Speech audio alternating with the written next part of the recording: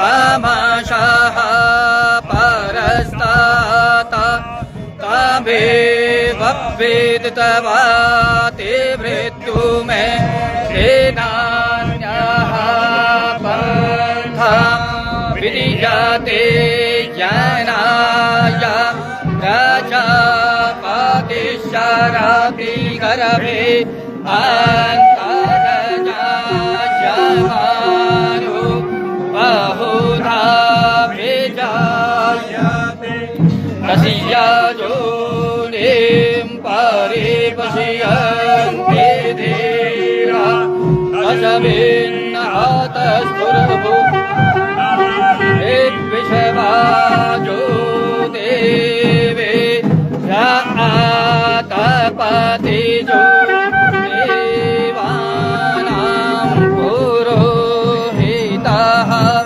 पूर्वोजो देवेभ्यो जातो नभोरुचा यब्राह्महे रुचं ब्राह्मन् जनयन्तु देवा अगरिष्ठादपरुवन्न तस्वेवं ब्राह्मणो विजातस्य देवा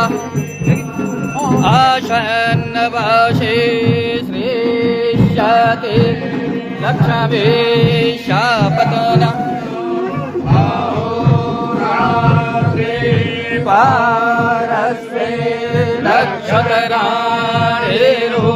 पामसवेनोभ्यः ईश्वरान् देखाना मोह महेखाना शर्वालो